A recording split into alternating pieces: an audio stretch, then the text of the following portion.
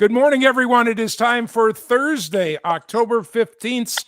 Chat Canna. Can you believe October is halfway in the books? I don't know what happened, but all I know is this morning when I came over, it was cold. We actually had frost on the pumpkins, and it is now officially moving in toward that fall season. And along with that, of course, we still should be happy because last year significant snow had fallen already, and we were looking at cold and wintry kind of stuff, and it was a miserable year. So the farmers that are left out in the field here in the Upper Valley, pretty happy. Today they won't be working in the morning, but still they're finishing up any kind of harvesting and groundwork, and it is a wonderful season that we can put in the books.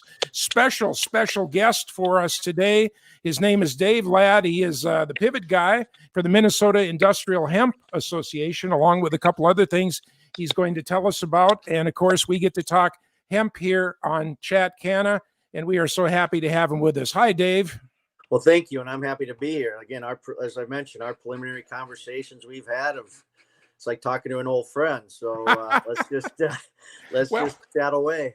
That's kind of how we want to make the show. I mean, it isn't any hard-hitting news. Walter Cronkite is not into hemp anymore, so but I think he'd be interested in it as a guy. He would see the value of this product. A lot of things have come along as new products, but they've only been a replacement for something else. Canola oil can be used as sunflower oil or other kind of oils, but it's just an oil. But here we've got a product that we have not even put any kind of limits on it yet, because pharmaceuticals, oil, food, clothing, paper. Help me out here. I my fingers run out. So yeah. I mean, like I said, there's pet food, there's animal feed. Again, it's an exciting opportunity. Again, and as we know, it's not a new crop. It's a re-emerging. We use the term re-emerging crop, but it's not new. It's just that it after World War II, it went through its stages there, and we're kind of re-emerging out of that as an economic potential for an economic driver. Again, it's not going to replace, but it is a nice opportunity and option for growers that want to try it. Well, it sure is, and I see it as something that certainly can fit into a crop rotation as we get equipment and methods of harvesting and all of those things in a row. And it in some ways, the cart was a little bit before the horse here. Everybody got the seeds and started planting, and it's like, now what? And so those other things have to catch up now. Well, yeah, I mean, markets do. I was speaking to one of my board members. We have a diverse board of growers, a community banker. Of course, you have to have an attorney always on a board. E-commerce, pet food. Of course, we have an CBD extractor. But I was talking to my farmer board member, and like I said, they're excited about those opportunities that are out there. But the market is doing what the market does, right? And what I always said, and what we said, the last year or so, for those when they'd call and ask, if they had interest in it, we said, well, do your homework, be your own experiment station.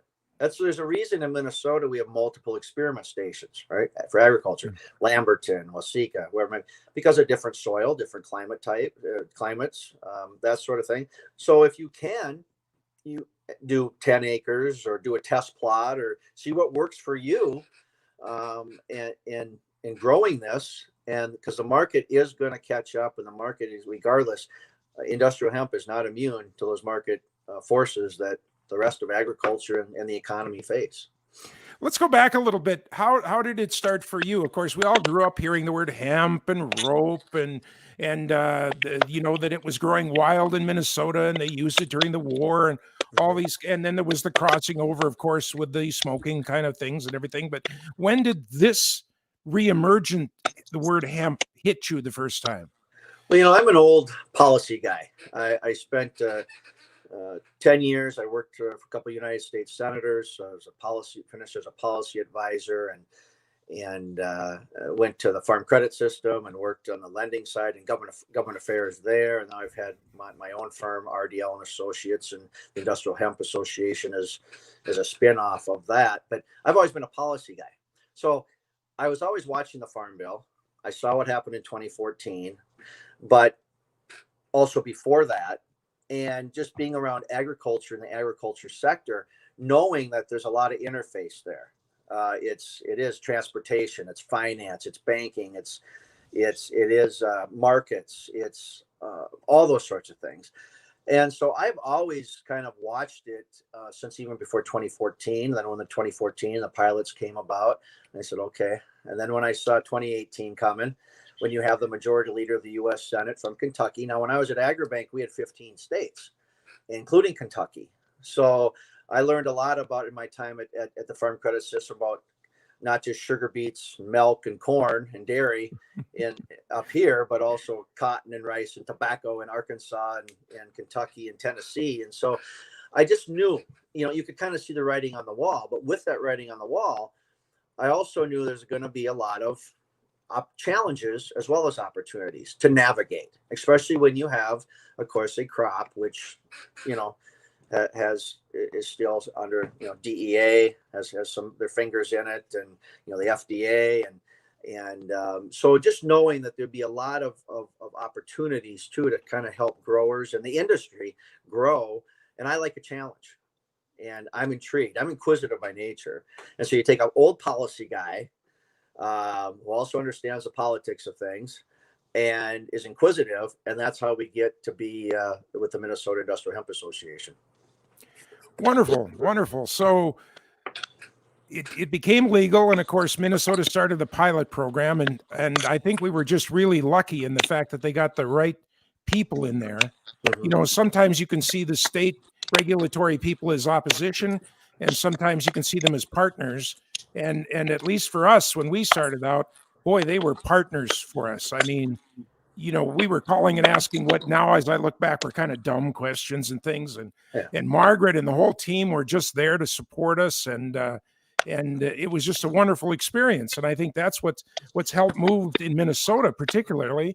That's what helped move the project forward in such a good way, is that, it was one of those magic times when just the right people got hired and the team was formed, and it just had a forward-thinking push to it. Yeah, I think, and I will say again, after, near 30 years and around, the pond is the same, but just different frogs are on different lily pads. And I think Commissioner Peterson here at the Minnesota Department of Agriculture, to your point, I think his team has been very open, very receptive. Unbelievably good. Yeah. Everything, and they'll tell you there's things they can't do, but it's not because they don't necessarily want to. It's that, when there's a hard, for example, 0.3 limit, there's nothing they can do. But to the extent where they can be helpful and communicate, and that team, and Commissioner Peterson, I think, they've always done a good job. And I think that reflects well as we try to have, engage as stakeholders. And I don't think, like I said, that the questions were, it may seem, like you said, in retrospect, silly or whatever, but no, that everyone's trying to navigate their way through this in some ways, which is still kind of the Wild West.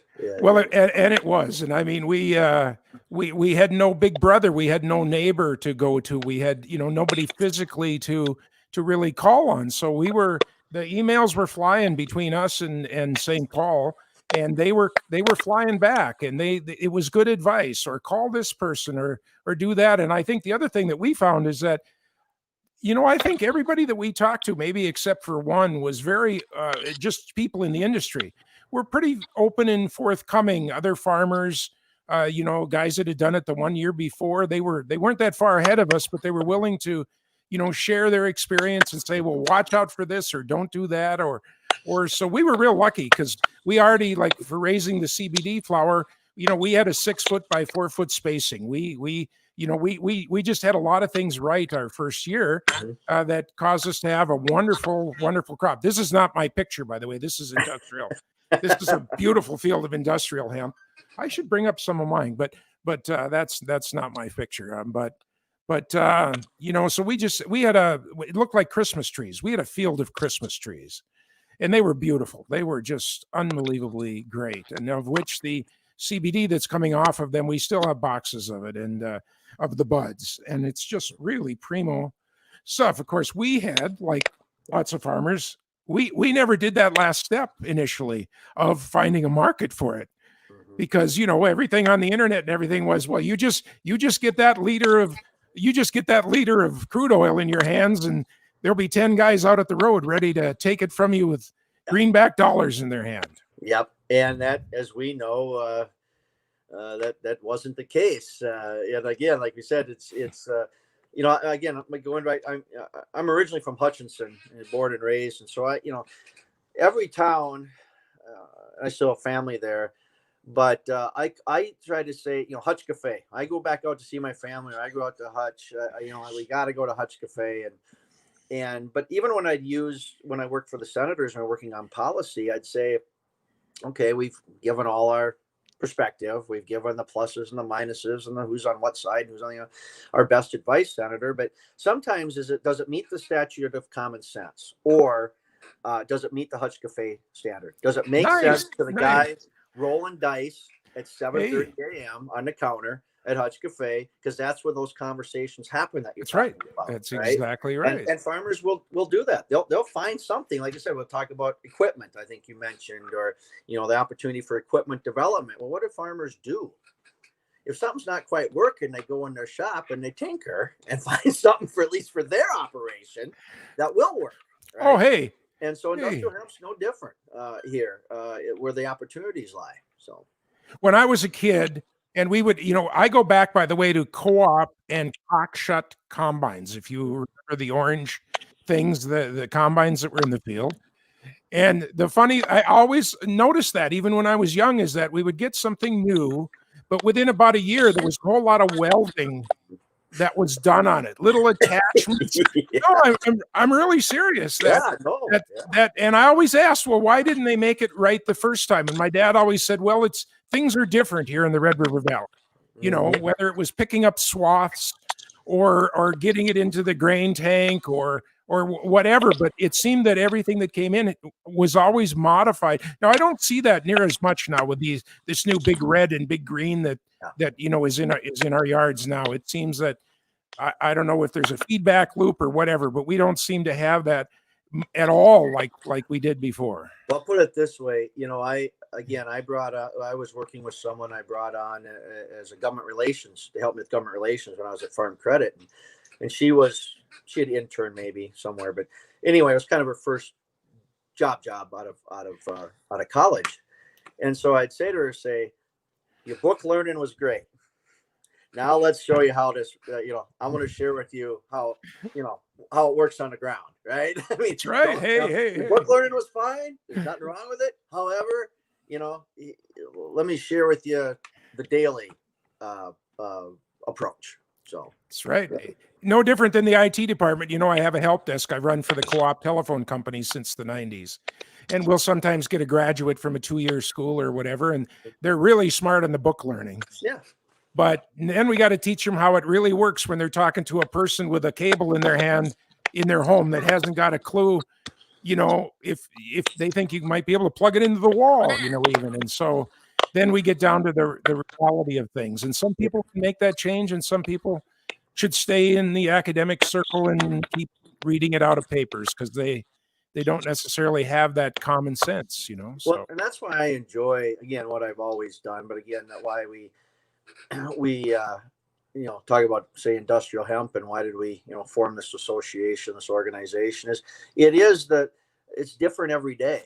The challenges are different, and I like that. And it can be frustrating, obviously, because, you're trying to navigate with sometimes those who don't quite see it the same way, but it's always a challenge, and policy is that way too. I always say when we do trying to share our message, we don't get to, for example, move the pieces on the chessboard, whether it be regulatory environment for industrial hemp or some of the legislation or whatever it might be or what have you. But we can hopefully at least make our case to those who do and share and distill the essence and be a good, reliable source of information for those policymakers, for those that are moving those chess pieces and trying to navigate through not just the public policy process, but let's face it, a political process as well.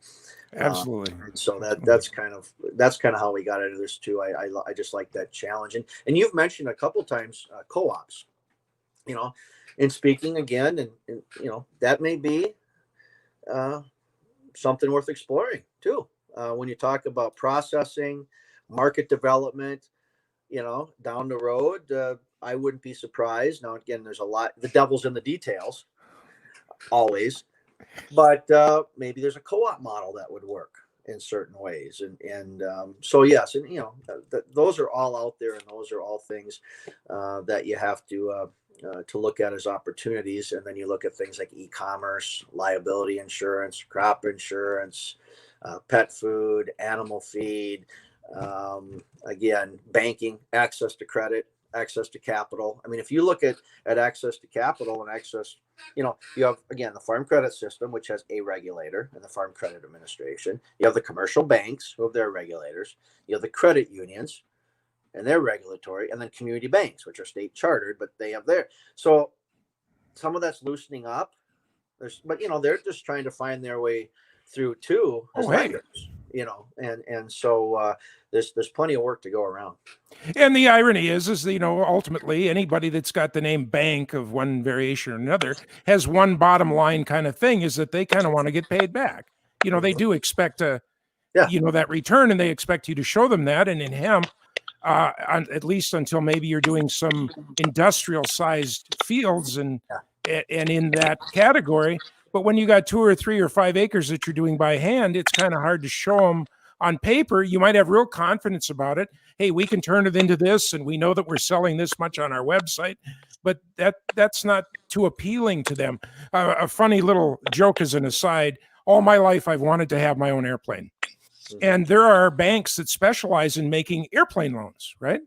And there's one in Halstead. I don't know if you know that, but little old Halstead has got a place called airloan.com. And I've known those guys for 30 years, and they're friends of mine, kind of a Hutchinson Cafe kind of friends, And we've been talking about other things like loans for hemp farmers and things like that. And in a good and honorable way, but it's really kind of come up negative in every way you can look at it, because they would like to see this return, or show me the paperwork. But, so I was talking the other day, because I'm kind of at the point where maybe, and when I'm talking an airplane, I'm just talking about, twine and baling wire kind of airplane, not a Cirrus that's $400,000. I'm talking about. But anyway, so I called him up and I said, hey, I'm kind of looking, and this is the category I want, and this is the model I want. And he goes, oh yeah, just buy it and bring me the paperwork. Because from his point of view, knowing my history a little bit, and the fact that I want to buy a certain airplane that he knows the model sells just like hotcakes, he knows he can get a return on that. He knows worst case scenario, John's going to pay enough of a down payment that he can take that plane in his hangar, put it on the market, and it'll sell right away. So he's got his return. But then I sit down and say, okay, now how are we going to get some money so people is over? Well, that's again, as an example, like I said, my strategic communications government relations firm is RDL and Associates. So I have my business accounts at a commercial bank, and we have our industrial hemp. We do our financing at our banking at a community bank, because they're state chartered. But I went in there, just the fact that it had hemp in its name. Same thing of course. Here. But again, we're an association of trade. We're 501c6, so we're a nonprofit trade association. But I'll bet you if I'd wanted to go in there and say I want to do a hemp processing facility, which is kind of where we need, that's kind of one of the bottlenecks to a degree. Well, then I'd have a whole different set of questions, I'm sure. So yes, you're correct. It's we have an account with Bremer, Bremer statewide bank, good bank. And of course, historically, we go back generations with them. My uncle was on the board of directors of the bank before it got absorbed by Bremer. And so we have a long history with them. But the same thing, we put a little LLC together, my partner and I, and did that. And it took weeks. It took weeks. And ultimately they did it. But I think they only did it because of our family's other 4-generation relationship and, sugar beet farming and all that kind of stuff. I don't think a Joe off the street that would have come in. I just think they would have, because it was just held up at every juncture. And I understand, this is not in any way a complaint or a criticism. It's just that how do we move a product that the federal government has now said, look, this is legal for commerce, this is legal for trade. It's no different than buying and selling Cadillacs, yet banking particularly, but even other kinds of trade are still, we're not going there yet. So yeah. And like I said, that's why I did when I looked at putting this together. I met, again, it's a relationship business, just like anything. So I was talking to the government affairs guy at the independent community bankers in ways we could maybe work together just as associations, right? And then Sterling State Bank's where we work ours as a community bank, but I know the vice president, one of the vice presidents. So I just called him. I said, "What do I need to know? Who should I talk to?" I did my homework because I wanted to be efficient, but we were able to move that and open our account there. Now, again, I was an association, but I'll bet you been a different set of questions, like I said, if it had been. And I don't blame them. They're trying to navigate that just as well, just as much as anybody else. And the thing with, I kind of like, nothing against commercial banks, but that's agriculture isn't necessarily their, pardon the pun, bread and butter. They can enter and exit the agriculture sector kind of depending on what's going on. And certainly out of that slice, industrial hemp's not going to be.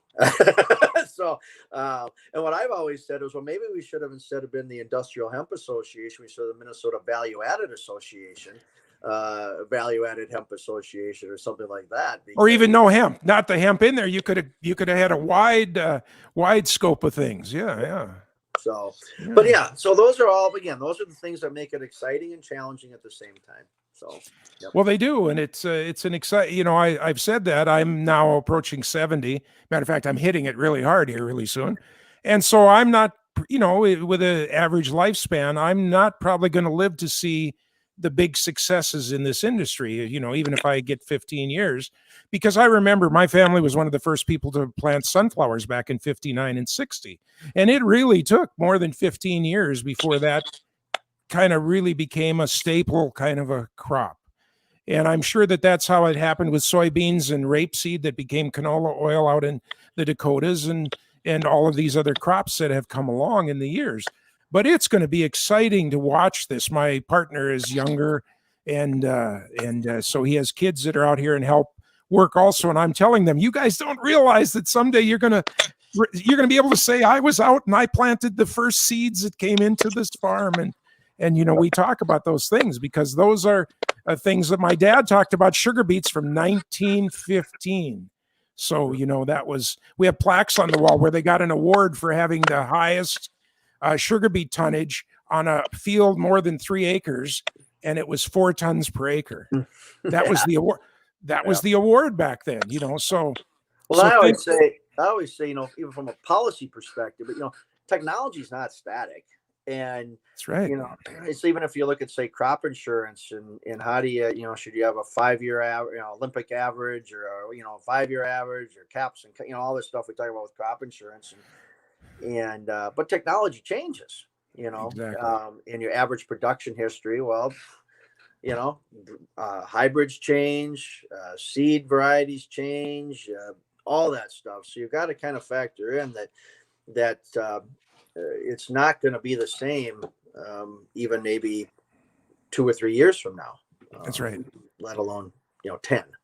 Oh, and that's just amazing. We ordered 6 varieties this year, and we plant tiny. We plant 15 seeds of something. Mm-hmm. And we ordered in something called Hillbilly Hash. And I got to tell you that the main stem bud at the top was easily this big around and 1.5 feet tall, and it was oozing it felt like maple syrup. Unbelievable stuff. But it did go over the 0.3 really fast. Yeah. And that's what we did this year. Most of what we were doing, we've killed everything that we've raised this year. Okay. We've been completely trying to raise different varieties and see where it is that they go over the line. That was our entire research for this year. Well, that's like I always say too. It is. There's a lot of these challenges, but again, it's not like I have 2 varieties of corn in one in each hand, right? They may have different characteristics. They may have different, but they're both legal based on the USDA. With our industrial hemp friends, depending on what you're growing it for, and CBD, vis-a-vis, fiber, food, whatever it is. But generally speaking, we all, in one hand, you have something where it's the 0.3 is the 0.3, and it is what it is, right? So Is what it is. you don't get 0.3 corn in either hand, right? And so yeah, you're good at putting it into the market, yeah. into the marketplace, and into the streams of commerce. It's again another variable here for industrial hemp that, like you said, finding out what works and what goes over. You're your own experiment station. And you can hit the wall. You can do everything right. You can Mhm. plant it carefully. You can tend it carefully. You can get the right weather, the right moisture, the right fertilizer, the right sunshine for the year. No pests, no bugs. Everything can be perfect. And then you can be wrong on your harvesting date. And, the state, again, not being bad guys, this is a federal. They're stuck. Yeah, You're, it is what it is. Yeah. That's why I think the USDA, they had a comment period. They reopened it. It closed again the 8th. I think you can still get some comments in. But again, what is that? Again, testing windows and everything else. It all may sound good in theory, but when you're out again in the real world, what does it mean for real people right. in the real world? That's right. And what do we have then for remediation and those sorts of things that all play into that? So, and I think too, when it comes to we have a mutual acquaintance that we in DC that we work on some of these issues with, Tammy Wall, who I recently did a joint op-ed regarding just the economic opportunity here. But I think when you look at things like FDA and some of I think USDA has been open to that input and that feedback, and that's a good thing. It's just again, reality meeting theory. That's the challenge. Well, and that's right. And of course, remediation kind of has only entered the picture now recently that, okay, if it's over, let's find an alternate plan rather than destruction. Yep. Because, that's just, like you said, even if your corn's bad, you still got somewhere you can take it. You can put it into silage. You can do something with it. But to just say, nope, you're at the end of your rope and you can't do anything. And Margaret from the Minnesota Department of Agriculture said it was about 6% last year. Yeah. And that's 6% of the farmers that my heart bleeds for. I mean, that I don't. If you're that 6% where you invested in the seed, and again, that gets into liability. Where'd you get it? What guarantees were made? It's kind of like casework in a congressional office, right? Every case is different, right? So you don't know, but what you put the investment in there. You may have invested in, for lack of a better term, genetics, what have you, and then in the end, you're kind of stuck. And so, I know that the department, so we can find ways to remediation, get some sort of revenue or value out of it, channel it into a different stream of commerce. And again, that's going to take some time as we try to navigate through this, and then policy agencies, administrative agencies. Absolutely. I'll tell you the one thing that we did find out though that we really liked is on the 1 acre that we had.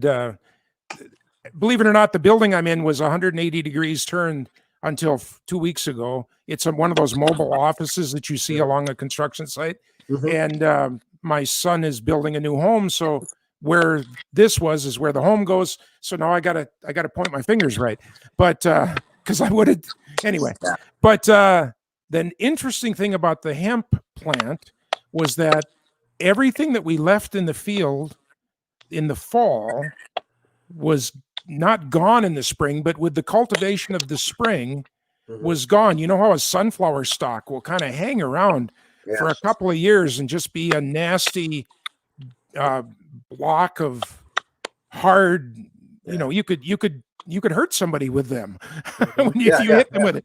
But it was just amazing how the hemp roots, and we had trees out there, the hemp, the bottom of the tree, the base was as big as this around on some of them, but yet it just went back into the soil so wonderfully, and I believe contributed to the health and well-being of the biome that we have out there. So you have, John, a future as a lobbyist, because you've just you have just shared a narrative and a story, which is it's fully biodegradable. It goes back and contributes to to soil health. Now, of course, you'll get what's the residual. I mean, but I'm just saying, you have a future.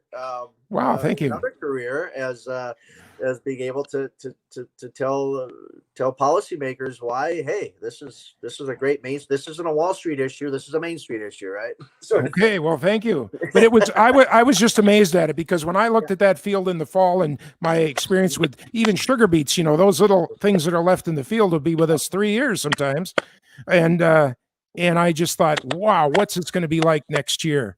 And how that went back into the soil was just an amazing. It really stuck out for me. Of wow, one more thing, that hemp is really a different product. It's a story. It's part of the narrative, part of the larger story to share. And I think we have good. I don't spend a lot of time around this world without making knowing people or having friends and colleagues that are different places. But I think the Northern Crops Institute does some good things. AURI and that team there have been, and I've known them for years on a variety of issues, but in this particular case, I think they're doing some great work at AURI, and so there's good partners out there too for those. Point to where some of the benefits are that can be backed up then by science or data or numbers or what have you, as they look for new markets, whether it be, again, pet food or animal feed, chickens, whatever it might be. I think the closest one is poultry right now. But of course, that has to go through its whole process too. But I think the closest one actually is right now poultry. So, I mean, interesting. There's a long ways to go. Yep. But there is some hope on the horizon. So, and then when you say poultry, you mean using the hemp hearts that are inside the seeds for feed? For feed, yeah. But it would be the seeds. For pet food as well. Yep.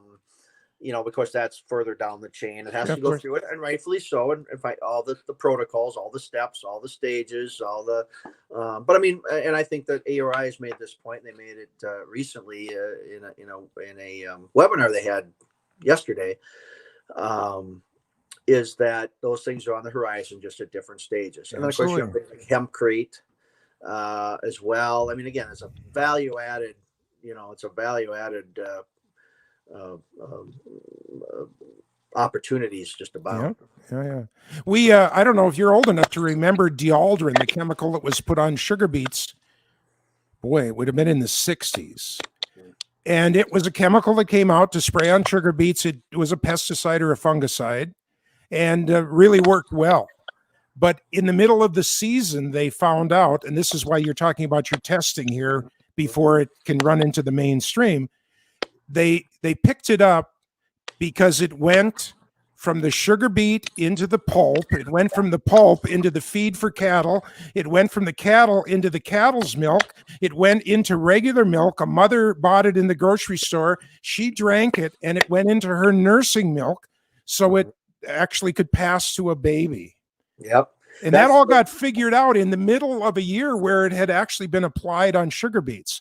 And so all of a sudden, any farmer that had used dealdrin on their sugar beets, that had to be harvested separate so that biomass did not end up in the chain that went to cattle feed. And my uncle was one of the people that had used that product. So then when everyone else was done, then we all went over and harvested his sugar beets separately, because it went into a different pile out at the sugar beet factory, and that got disposed of rather than doing that. But that's what you're saying, is that there could be something in those hemp hearts, and we don't know how far down the chain. And now I don't believe it is, by the way. I think that the hemp hearts in hemp are probably one of the better things that we can actually get. And we're actually starting to playing with recipes of what you can do with those hemp hearts, because they're really some neat products. Oh yeah, absolutely. But said if you have the cakes or cake or like I said, if you were to put it in a ration, like I said, I'm just for livestock, for say cattle, a dairy, those are just due drop, kind of like we started at the beginning when I told growers, it's part of the due diligence and the process. And as more and more is learned, then there's opportunities to leverage with some of those other segments or sectors of the agriculture sector to share the benefits as it can. Kind of done the homework and have some of the answers, then you can maybe partner again. Because again, that's not their primary focus right now. Obviously, whether you're the speak for the Minnesota pork producers, but they got other things working. So do our dairy and cattlemen, but that's not their number 1, 2, or 3 priority is hemp for feed or poultry. But as more becomes known, then more opportunities present themselves to work with groups. Well, and that's right. Like you say, hemp is not even on some people's radar yet, because it's just we think of it, it's big and it's exciting and it's new and it's different. And some other people, it's like it's so far down that we've got to just get the excitement going on it. And I think that is happening, however, in a good way. Yeah. And I don't blame them. I say, come see. Yeah, we'll be here when you need us. If you have questions too, if something does pop, we always open for a conversation. But they're there, but they've got plenty of else going on. Oh, they do. They do. I had a bed and breakfast in the early 90s down in the South, and the owners of Post cereals were my guest one time. They did a little getaway and came down there and spent a few days.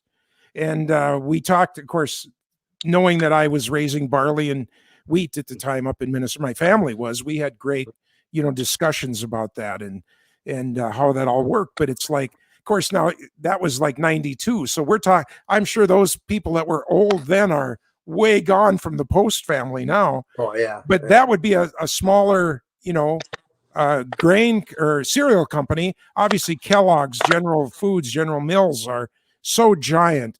But to find one smaller company that could take on and create a hemp heart cereal or a part of that in their cereal and have it on the shelves, that's how Kashi. I don't know. Have you seen Kashi on the shelves?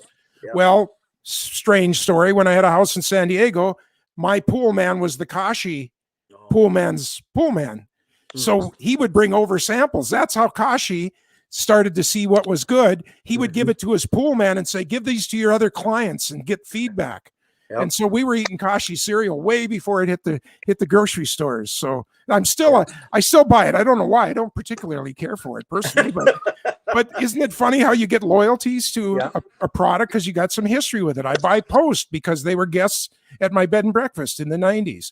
And so we got to get these loyalties going for all of these possible and future hemp things that are going on. So. When I think from an association standpoint, just in general as well, again, on the flip side of that is you would like to and you want to work to remove unnecessary regulatory barriers that stifle innovation, that stifle investment, that create investment uncertainty for say lenders or whoever, investors that want to invest in say a certain sector of the economy. And in this particular sense, we're talking about industrial hemp, but where's that sweet spot? You do your due diligence, but then there's also regulatory barriers that may not quite fit. They've kind of tried to use, I always say public policy, it's not proactive. Well, it's not its goal. Its goal is to be safe. It's reactive. Yeah. So public policy, again, having been around for some time, it's a reactive. And so what you're trying to say is, well, yes, but this is a barrier that is stifling opportunity and innovation for Main Street and for America.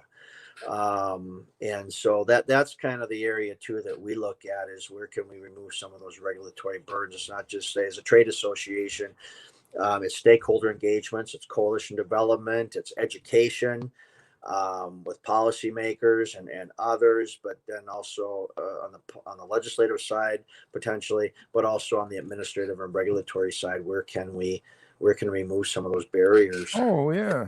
So we can on the other side, I don't want, when it comes to food or drugs, I don't mind that there's barriers. I think America has led the way in making sure that we have the safest food supply that we can. I know that I go to the store and I got a pretty good chance at anything that I'm going to buy at my grocery store, is absolutely safe for me to bring home and and give to my, I know we find things and they make news once in a while, Yeah. but we're not listening to the other 99.999% of safety things Yeah. that we buy every day. We take it for granted, and like I said, and then it becomes a matter, because all it takes is one something, and that's reputation. That's reputation risk right there, on your product, and consumer confidence and all the. Yeah, absolutely. I would say though, some of the things like we talk about, can we navigate through on the finance side or the processing side or the capital side, or what have you, to make sure that we have safeguards in place. So there are bad actors in every part of the economy, and again, as an old lobbyist, right? I always try to do everything. I've always tried to do everything ethically and the right way. I mean, but partly that's just because, what am I going to, I have a 9-year-old son who's actually, he's the president of RDL and Associates. He's RDL. It's named after him.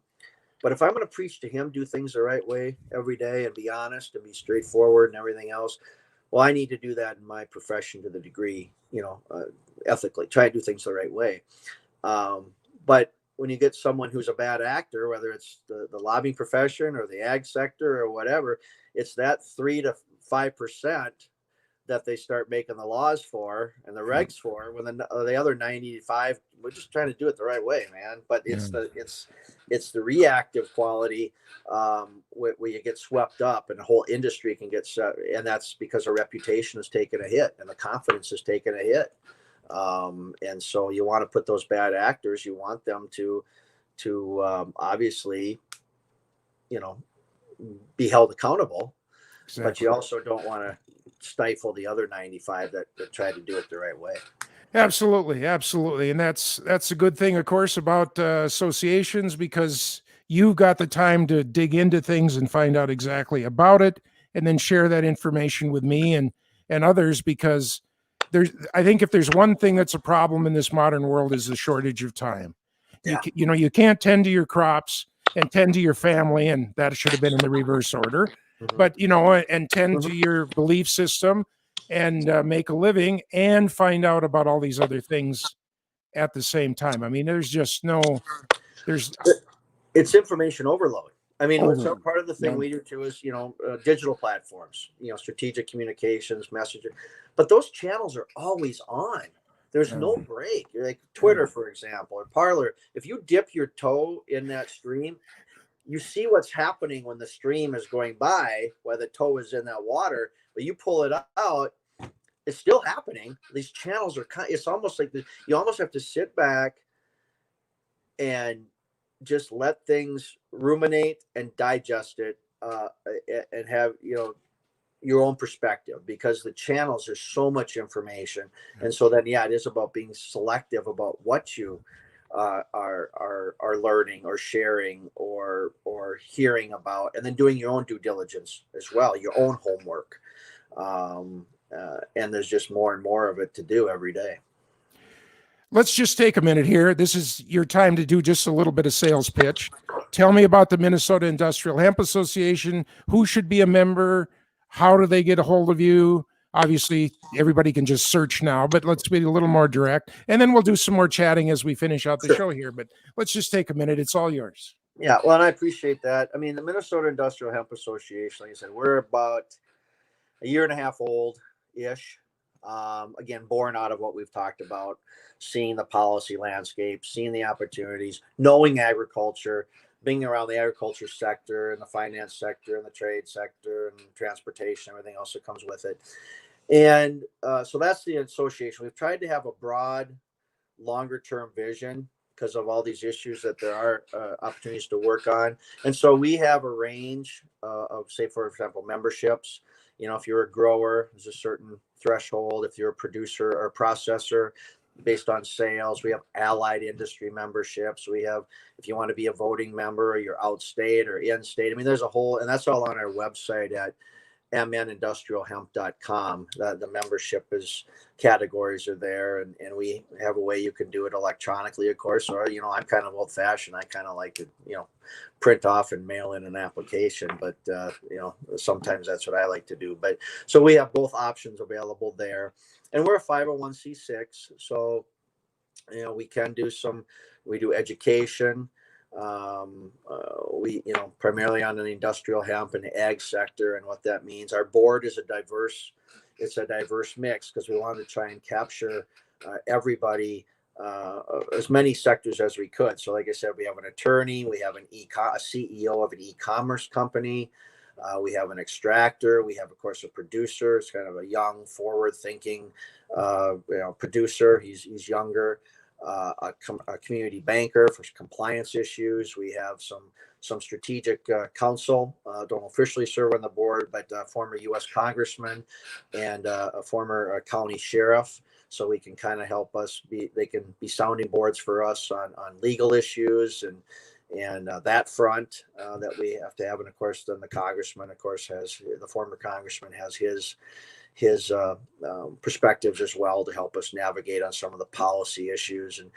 And so we have a wide range on our board because we try to capture all of those viewpoints and hopefully not miss some things when it comes to, say, a safe harbor or remediation or a safe harbor or insurance.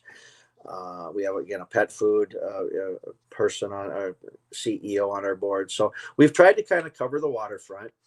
And like I said, you can check us out at mnindustrialhemp.com, or you can certainly send us an email. I'm always open to chat and have a conversation at info@mnindustrialhemp.com, and info at mnindustrialhemp.com, and we'll certainly be happy to connect. And we're on all digital platforms. You can find us on LinkedIn, Facebook, and Twitter as well. Oh, keep talking just a little bit more. I got to type just a little bit more here. So, oh my goodness, well, I'm all happy. Info, like info I said, at. and that's fine because some of those issues, like I said, there we go. I got it. we find that pop up. We can continue to have the dialogue, and we can also try to work very closely with national and other trade associations and stakeholders to find where there's common ground where we can. I know you've had a colleague of mine, Matthew Kaiser, on. Great interview. Yeah. I didn't know Matthew prior to all of this. And they're a 501c3, which is under the tax code without getting into the details, different things that each one of us can do. But what we've found, and Matthew and his association have been great to work with, because we've done joint letters, comment letters, or we communicate, or here's what we think we're working on. Because again, our wheelhouse and our background is, again, navigating the public policy space, lobbying, coalition development, engagement, issues management, that sort of thing. And they come from a different background. And so we found, I think, where we can have some good synergy there. So they've been great. We try to work with other associations as well, where we can, to try again advance the message. And different perspectives are good, because that might be something. Sure. Oh, hey, that's right. We're all learning from each other. Everybody's got a different path that brought us to this place, and something to share generally. So that's really neat. Okay, so let's finish up here with, where are we going? What's the future? What do you see, both for Minnesota and maybe a little wider scope, and what's needed? What's the piece that's missing to make hemp the new Chevrolet? Well, I think I think what we're going to see is continued interest and enthusiasm for this crop. This, again, I call this old but new again crop, this reemerging crop, and what it can mean for the economy and for Main Street as an opportunity, as another option. I think what we're going to need to see, though, is the processing and manufacturing side of the equation, and how we can get that from, say, consumer acceptance, or what the consumer is looking for, and what the growers want to grow for the market, in between there, like I said. And maybe it is something on the processing and manufacturing side, and maybe it is things such as a private capital investment. Maybe it is your community banks, or commercial banks, farm credit system, what have you. But it also might be an opportunity for USDA, say for USDA rural development on the loan guarantee side. Now they're trying to get guidance as well.